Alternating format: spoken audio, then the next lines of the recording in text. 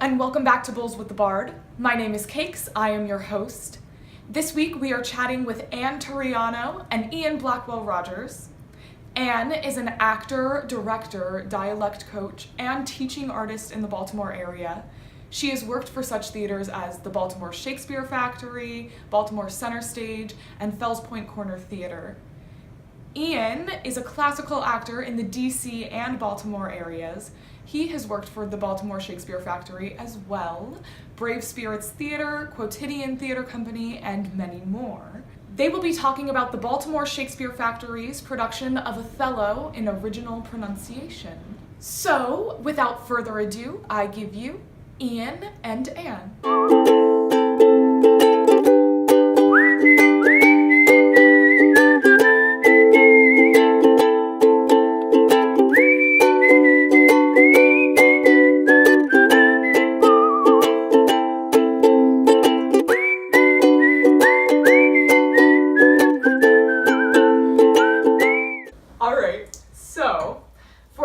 Episode of the pitch, we're doing something a little bit different.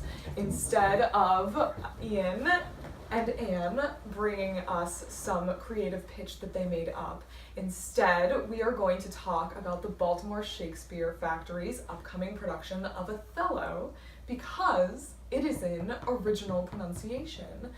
Anne is our OP coach. Ian is our Iago. So, for starters, Anne, what is OP?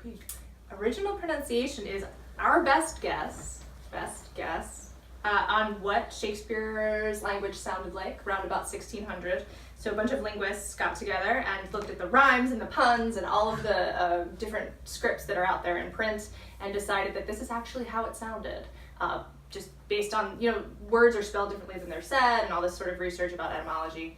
That's the one, right? Not entomology, because that's insects. That's insects. Yeah. And this is their best guess of the snapshot of how it sounded. If you were in the globe, 1600, roundabout. Awesome. So what do you think OP lends to Othello in specific? So I've seen these actors quite a few times, and I have to say that this is some of their best work, and I think it's because the accent lives a little deeper in your body, and they have to be more in touch and more grounded and more present on stage. And so instead of thinking from here up, which is a lot of Shakespeare I've seen and a lot of really boring Shakespeare I've seen, it lives either in your chest or in your belly. And so that in a really emotional play, like Othello, it works really, really nicely. Awesome. Yeah. Awesome. What do you think OP lends to the character of Iago?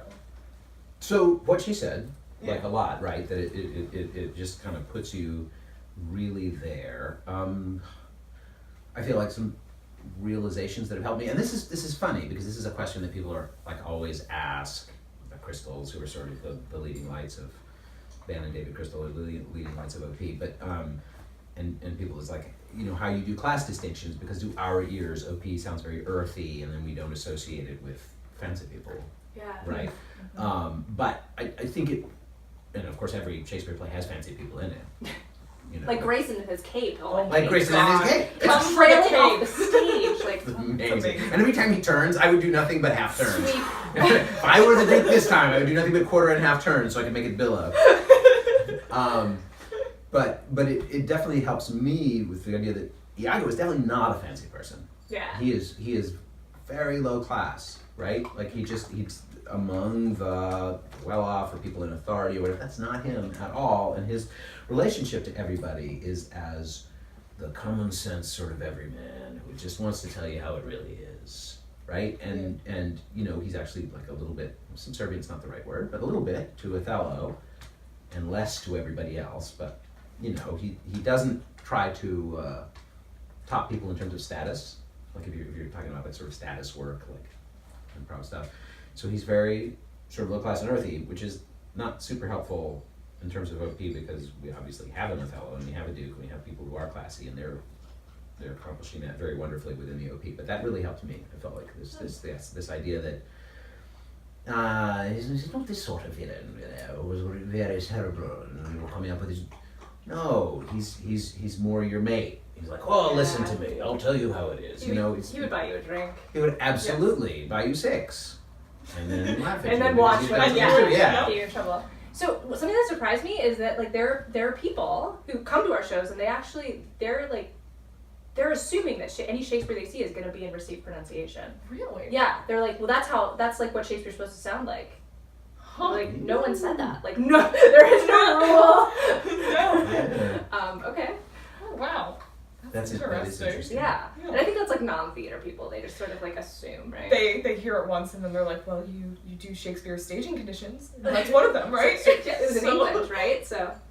That is interesting. I wonder if those people with no received pronunciation, if they heard it, or if you could do the entire thing in like a deep like Manchester accent, they'd be like, And yes, like, yes, yeah, British. British. No, I assume they're just like watching Benedict Cumberbatch or something, and just that's Shakespeare, right?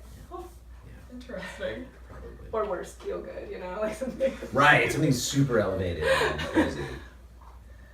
All right, so just so we can give people a sense of what it sounds like, do you have a favorite line to say, and do you have any favorites that you've heard sitting through rehearsals? Every time Terry is like, to the gross class with the lascivious mar, it gives me life.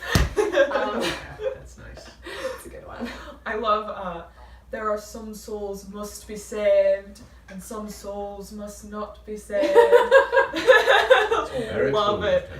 Lieutenant. Love it. It like plays up the drunk. He does. It's great. Yeah, I like all my monosyllabic lines. I like monosyllabic lines anyway. I always try to flag them when I'm going through my text, but yeah.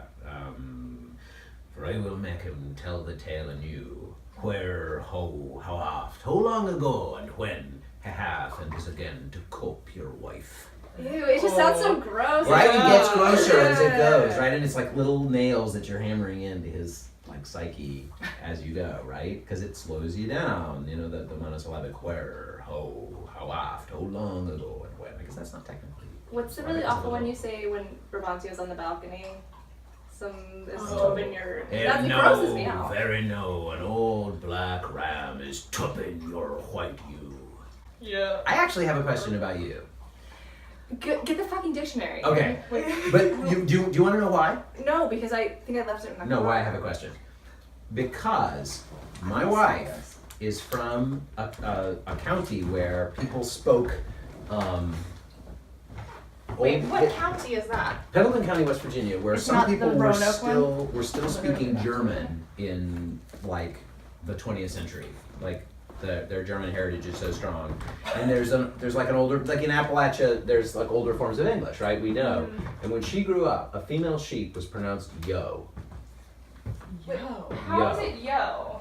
I don't know, but it was. There were like songs. I give my corn to the horny yo, and people would talk about rams and yos. I lost my David Crystal dictionary, so I'm... You literally lost it? Without it. No, it's probably in the car, but I or don't the- have it.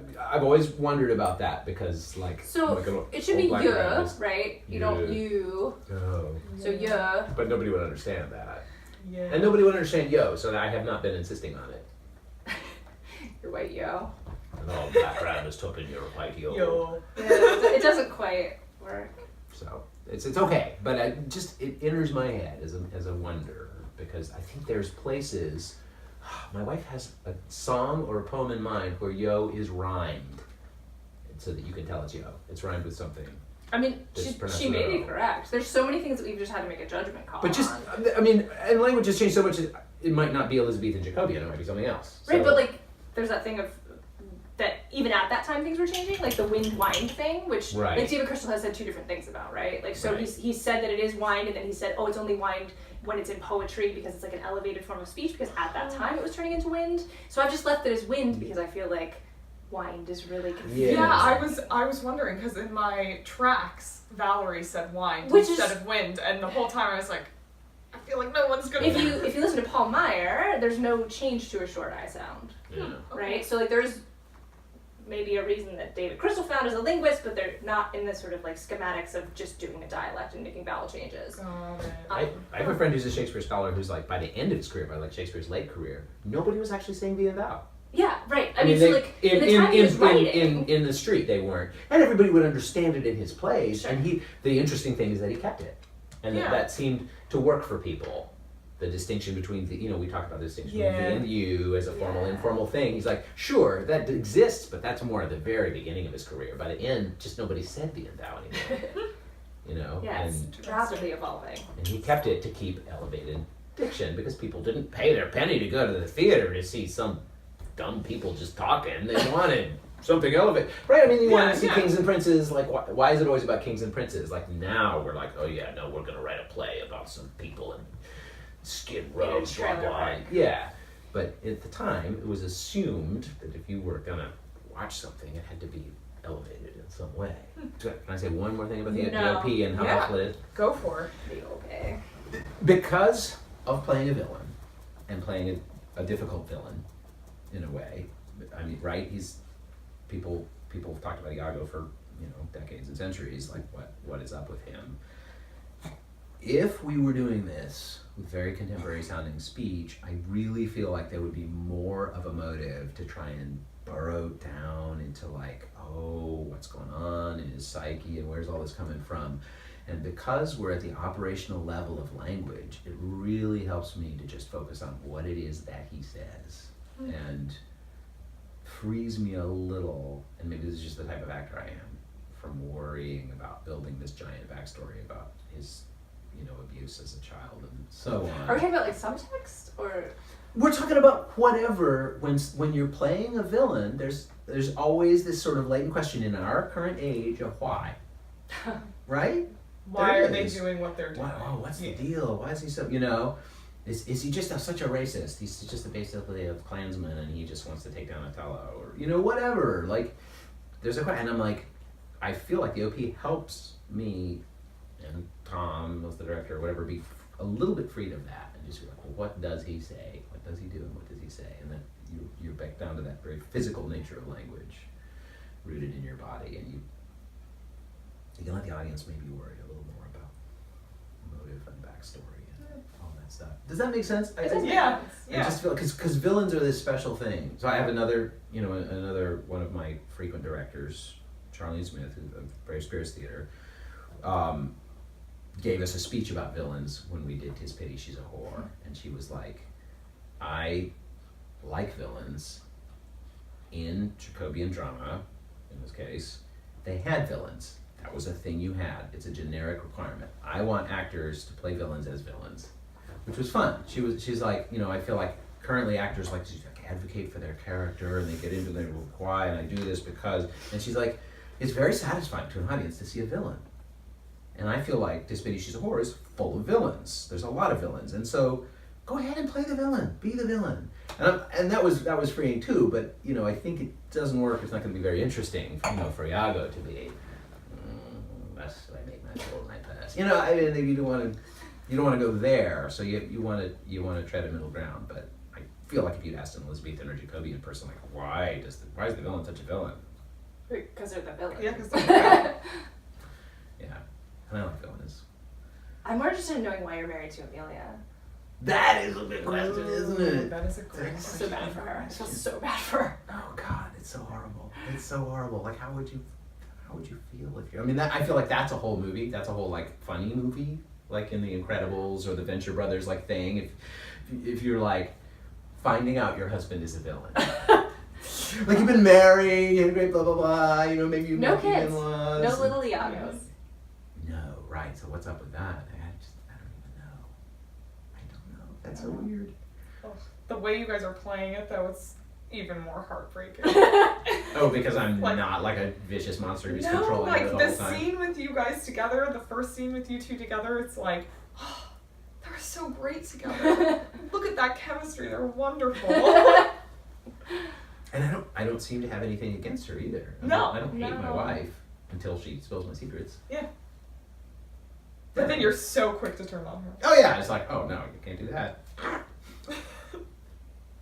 I don't see Othello and Amelia together. I just don't buy it. No. No, where did I get that idea? That's super weird, right? Never It doesn't happened. seem. They don't Doesn't even seem like- interact It during doesn't the seem play. like a thing. So I was listening from backstage the other night when Amelia and Desdemona are having the discussion, and Desdemona's so super pure, and she's like, I can't imagine anybody would ever cuckold their husband for any reason at all. For the That's whole world. exactly what it sounds like, yeah. And Amelia's like, for the whole world? She's like, well. And I'm like, wow, did she try to get me made lieutenant by sleeping with Othello? But so it occurred to my head, but it doesn't seem. And if she did, it didn't work. No, clearly. So that is all we get, I think, in the text that is any indication of that possibility. Maybe it flickered through her mind. I don't the clown character. Yeah, talk about the clown. What the hell? Okay, so you have 2 scenes, right? Yes, I have 2 scenes. Shakespeare, is this another character that he just forgot existed? It was just like, well, the clown for 2 minutes. Yeah, I guess so. And I don't know if it's possible that Tom has cut some of what the clown does. In this production, we've decided that the clown is of the household of Desdemona, so sure. He's just around entertaining Brabantio, I guess. But yeah, I don't know. It just he comes out of nowhere.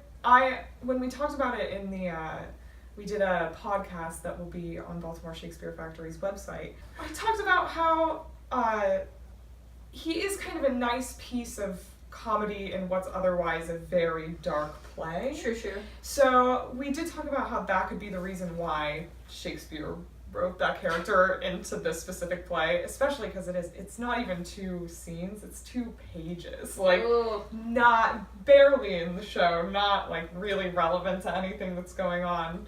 But he does in both scenes, he's got puns and funny stuff going on. So I guess it gives the audience a moment to be like, okay, I can breathe. Yeah. And he's very fun to play in OP. For sure. The clown. For sure. Yeah.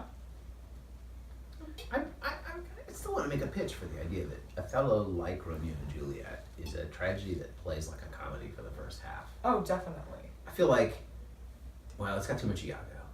But for the first half, the setup could totally be a comedy. Mm-hmm. It could totally be a comedy. Oh, we're at war with the Turks. Oh, this guy has secretly gotten married. It's a little bit controversial. Oh, the dad is mad. All this stuff could totally be happening in a comedy. You could get so far. Rodrigo, there's another guy who wants her even though she's already married and he's a dumbass. What's the comedy ending? Well, so I don't know how it would work, but why the tragedy ending? Why is there a tragedy ending? It's just because Iago insists on it. It's I really think that the setup, because there's this amount of danger in almost all the comedies, right? Yeah. People get banished, people are under threat of death, people get in duels, and but it works out, and you can almost get there. Yeah, I read You know how Romeo and Juliet you watch, and for the first half, it's hilarious, it's comedy, and you're like, oops, crap, people are dying.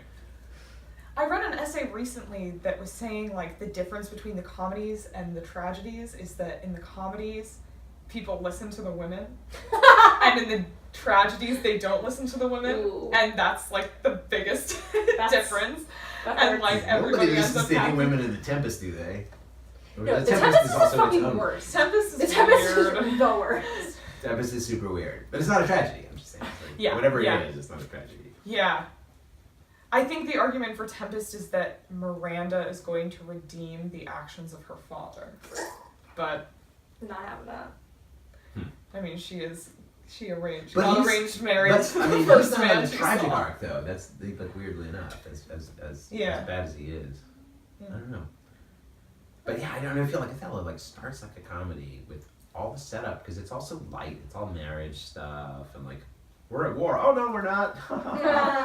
And Yeah, it could totally be a yeah. comedy, but then it's not. You get the drunk scene in the middle, which can be very funny. You could recover from there. Yes. You could recover from there. A couple people get injured, but you could recover. It's your fault. Oh yeah, I'm Yeah. Entirely your fault. absolutely. Poor Bianca. Poor Bianca. Yeah, Bianca's rough. Lord knows, maybe Cassio will be made governor of the island, walk on the limb yeah, forever, it's and true. marry He didn't Bianca. die. He's That not could still gonna. happen. I'm sorry. He's not gonna marry Bianca. I don't think so. Reputation's the most important thing to him. Right. Yeah. Yeah, that's true. Yeah, that's true. Yeah. And poor Bianca's like, I'm gonna give up my life for you. Take me. All right. Do you guys have anything else that you would like to add about this particular production? I don't know. Ian should do a longer OP speech. Do you want to give them a clip of one of your monologues? Spec. And what's he then that says I play the villain?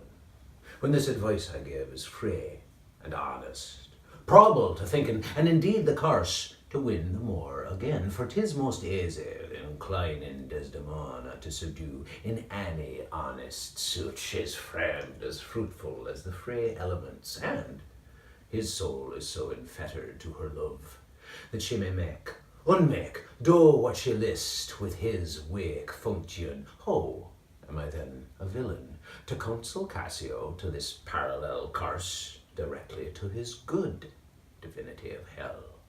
When devils will their blackest sins put on, they do suggest it first with heavenly shows, as I do know. Awesome. Well, Othello runs in original pronunciation at the Baltimore Shakespeare Factory from April 6th to April 29th. Is at 8 o'clock on Fridays and Saturdays, and 4 o'clock, I believe, on Sundays. Late matinee. We hope we will see you guys there. See you guys next time.